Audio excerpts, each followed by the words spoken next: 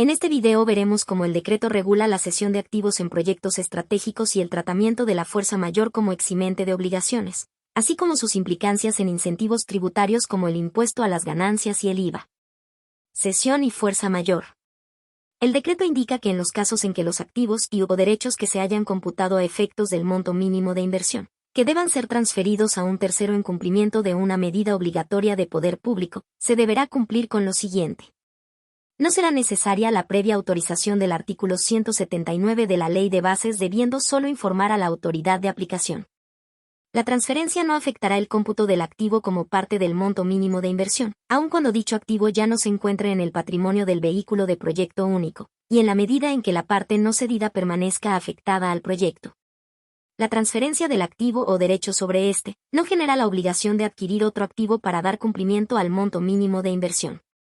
En cuanto a fuerza mayor, el decreto señala que a los fines de invocar una causal de fuerza mayor como eximente de cumplimiento de determinadas obligaciones, el vehículo de proyecto único deberá acreditar las razones que justifiquen la fuerza mayor y la relación de causalidad, identificar la causal de suspensión o cierre y, por último, indicar las obligaciones que no puedan ser satisfechas, debiendo precisar si se trata de una suspensión o cierre, parcial o total, en su caso, la duración. La autoridad de aplicación determinará la existencia de caso fortuito o fuerza mayor. Hasta tanto no se expida la autoridad de aplicación, continuarán rigiendo las obligaciones, excepto que sea de imposible cumplimiento material, circunstancia que deberá apreciarse teniendo en cuenta las exigencias de buena fe y prohibición del ejercicio abusivo de los derechos. El reglamento aclara que durante el plazo de suspensión por caso fortuito o fuerza mayor, el vehículo de proyecto único no tendrá derecho a hacer uso de los incentivos, sin perjuicio de la continuidad del régimen cuyos incentivos se conservarán hasta su terminación. Con anterioridad a reanudar el uso y goce de cualquier incentivo, se deberá informar a la autoridad de aplicación sobre la finalización del caso fortuito o fuerza mayor. Hasta aquí un breve resumen sobre cesión de activos y suspensión de actividades por fuerza mayor. A continuación, hablaremos sobre incentivos tributarios, en especial, impuesto a las ganancias e impuesto al valor agregado. Impuesto a las ganancias. El reglamento establece que la alícuota del 25% se aplicará sobre la ganancia neta sujeta a impuesto que surja de las actividades desarrolladas por el vehículo de proyecto único, a partir de su adhesión al RIGI. En cuanto al régimen especial de amortizaciones, este será opcional para el vehículo de proyecto único. Los bienes a los que se les aplique el régimen de amortización deberán permanecer en el patrimonio del vehículo de proyecto único hasta la conclusión del ciclo de la actividad que motivó la adquisición del bien, o el término de su vida útil, si ésta fuera menor. Tratándose de bienes que hayan sido habilitados en ejercicios fiscales anteriores a aquel en que se aprueba la solicitud, el beneficio solo podrá usufructuarse por el valor residual de los bienes afectados al proyecto. En cuanto a los quebrantos, el decreto establece que los terceros que hayan adquirido quebrantos podrán aplicarlos en el periodo fiscal en el que los haya recibido. Si la adquisición es luego de finalizado un periodo fiscal, pero antes del vencimiento del plazo general para la presentación de la declaración jurada del impuesto a las ganancias del vehículo de proyecto único, el adquirente podrá optar por aplicarlo al periodo fiscal finalizado, y cuya declaración jurada no fue aún presentada. En cuanto al adquirente del quebranto, estos deberán considerarse quebrantos generales de fuente argentina correspondientes al periodo fiscal en el que se incorporan. Transcurridos 5 años desde la fecha de su imputación, no podrá hacerse deducción alguna del quebranto remanente por utilizar. En cuanto a dividendos y utilidades, el decreto dice que la alícuota de 3,5% se aplicará a cualquier dividendo resultado de la explotación del proyecto, luego de transcurridos 7 años de la fecha de adhesión al RIGI, y sin importar el periodo en el que la ganancia haya sido generada. Cuando los dividendos resulten no computables en cabeza del beneficiario, dicha alícuota solo resultará de aplicación a los dividendos que el beneficiario distribuya a sus accionistas, sean estos personas humanas o sucesiones indivisas.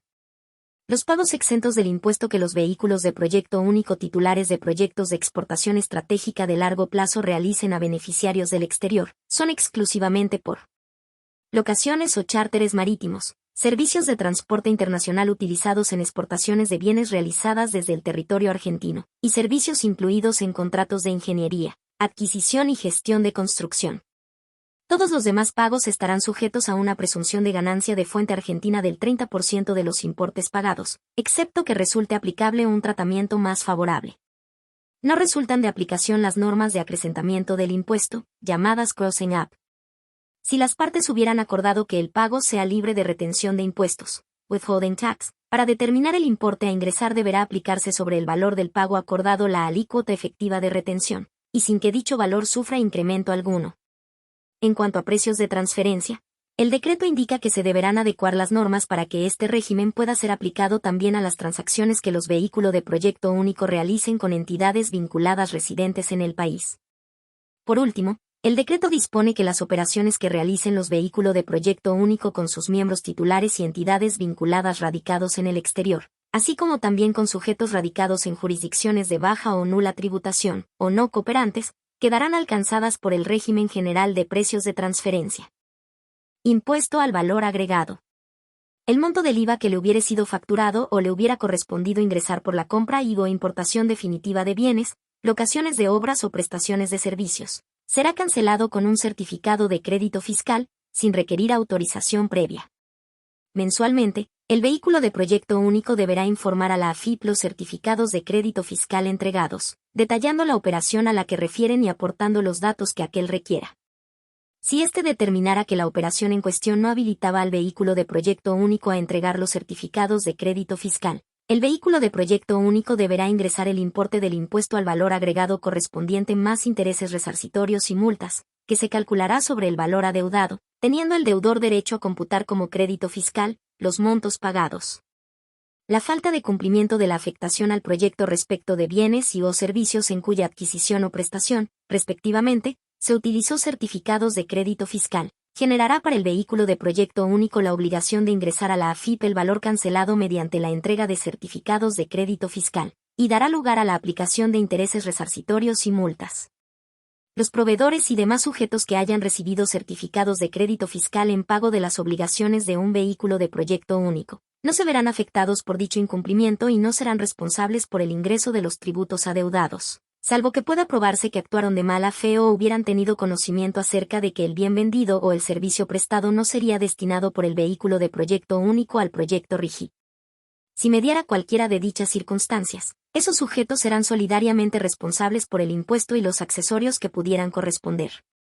Uniones transitorias u otros contratos asociativos. Las uniones transitorias y otros contratos asociativos serán considerados sujetos del impuesto a las ganancias. A tales fines, dichas uniones transitorias y contratos asociativos deberán estar conformados, en todos los casos, por sociedades independientes constituidas en el país o en el exterior, y debidamente inscritas en el registro público de la jurisdicción correspondiente a su domicilio. Sucursales dedicadas o especiales.